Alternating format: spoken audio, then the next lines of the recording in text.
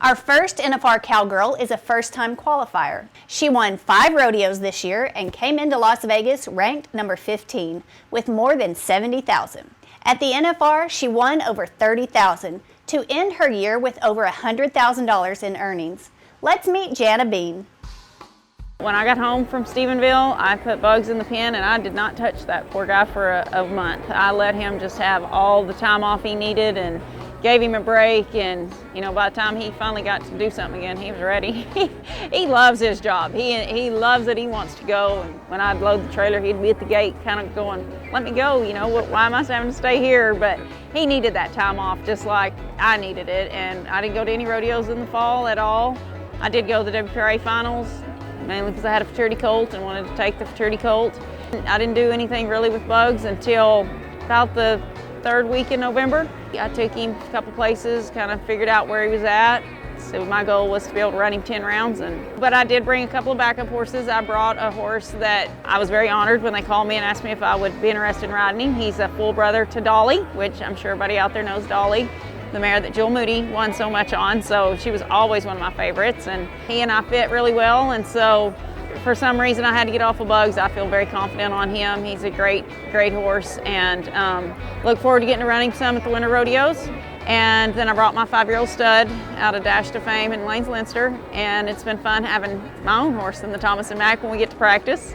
I'm very confident in him. If I had to run him, I could, but being that he's 5, he would probably be my 3rd pick. But I've had a good finals. I've gotten 5 checks so far. I squeaked in there for last hole every time, but I'll take it. If they want to pay me, I'll take it. I'm not greedy.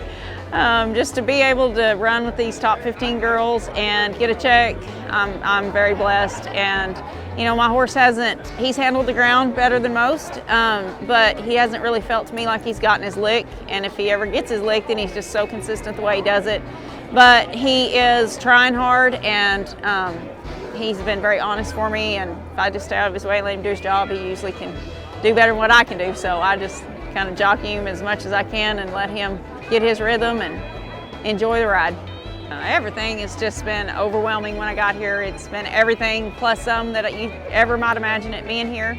First time I walked down that tunnel to go practice that morning was just, oh my goodness, give me goosebumps, because you always dreamt of being able to do that, and wow, I was here and I got to share it with my husband, and it was a little bit emotional for us, and we're very thankful for that opportunity and the chances that we've had, and the back number ceremony and everything. It's just been so rewarding. They've been very good to us and make you feel like you're something special, and we do appreciate that. I did get to be a model in the Justin Cowboy Crisis Fund. I was a little more nervous about walking down that runway than I was running down the alleyway, but we got through it and it was fun and I enjoyed it. It was for a great cause, and we appreciate what they do for us, so we enjoy being able to give back to what they do for the contestants and the Cowboys, and it was fun. I was glad to be a part of it. Not lead performances have been awesome. The Grand Entry is probably the funnest event here. We enjoy that the most, or I have. And it's just been a good week, and I have 2 rounds left, and let the chips fall where they may. And if I get to make a victory lap, I'll be the happiest girl in the Thomas and Mack. But if not, I'm still happy, and I still feel blessed to be here, and just thankful for the opportunity.